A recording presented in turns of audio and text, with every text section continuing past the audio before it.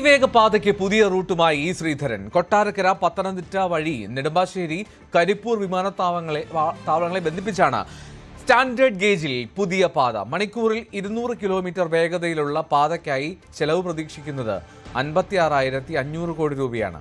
സംസ്ഥാന സർക്കാർ RRTSനായി കേന്ദ്രത്തിന് കത്തയച്ചതുകൊണ്ടാണ് താൻ നിർദ്ദേശിച്ച അതിവേഗ പാതയ്ക്ക് അനുമതി വൈകുന്നതെന്നും ഇ ശ്രീധരൻ പറഞ്ഞു.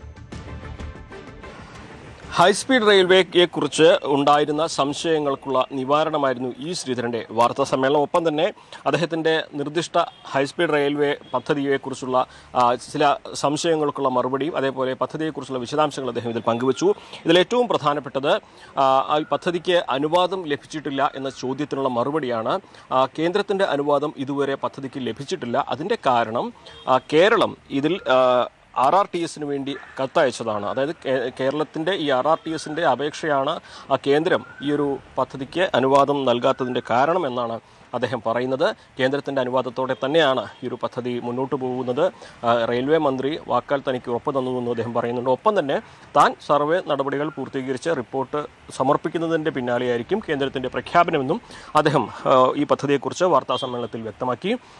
ഇതൊരു കേന്ദ്ര സംസ്ഥാന പങ്കാളിത്തത്തോടെയുള്ള പദ്ധതിയായിരിക്കും. സ്പെഷ്യൽ പർപ്പസ് വെഹിക്കിൾ രൂപീകരിച്ച് 51% കേന്ദ്ര പങ്കാളിത്തവും 49% സംസ്ഥാന പങ്കാളിത്തവും ആയിരിക്കും ഈ ഒരു പദ്ധതിയിൽ ഉണ്ടാവുക എന്നും അദ്ദേഹം വ്യക്തമാക്കി. ഒപ്പം തന്നെ ഈ ഒരു പദ്ധതി നിർദ്ദിഷ്ട പദ്ധതി ഏറെ കഴിഞ്ഞ തവണ പ്രഖ്യാപിച്ചത് അല്ലെങ്കിൽ കഴിഞ്ഞ തവണ തീരുമാനിച്ചതിനേക്കാൾ വ്യത്യസ്തമാണ്. ചില സ്റ്റോപ്പുകൾ പുതിയതായിട്ട് വന്നിട്ടുണ്ട്, ദൂരം വ്യത്യാസം വന്നിട്ടുണ്ട്, സമയവും വ്യത്യാസം വന്നിട്ടുണ്ട്.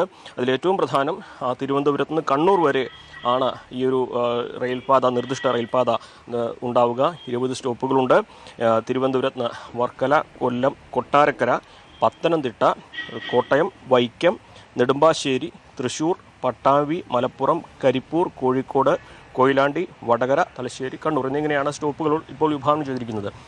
കേരളത്തിലെ 3 വിമാനത്താവളങ്ങളിലൂടെയായിരിക്കും ഈ നിർദ്ദിഷ്ട റെയിൽപാത കടന്നു പോവുക എന്നും അദ്ദേഹം വ്യക്തമാക്കിയിട്ടുണ്ട്. തിരുവനന്തപുരം, നെടുമ്പാശ്ശേരി, കരിപ്പൂർ വിമാനത്താവളങ്ങളോട് ചേർന്നായിരിക്കും ഈ ഒരു നിർദ്ദിഷ്ട ഹൈസ്പീഡ് റെയിൽ കടന്നു പോവുക. 3 മണിക്കൂർ 20 മിനിറ്റ് കൊണ്ട് തിരുവനന്തപുരത്ത് നിന്ന് കണ്ണൂരിലേക്ക് എത്താൻ കഴിയുന്ന വിധമായിരിക്കും ഈ ഒരു പദ്ധതി വിഭാവനം ചെയ്യുന്നത്. അതിവേഗ റെയിൽപാത 180 കിലോമീറ്റർ വേഗത്തിലായിരിക്കും ട്രെയിനുകൾക്ക് ഉണ്ടാവുക.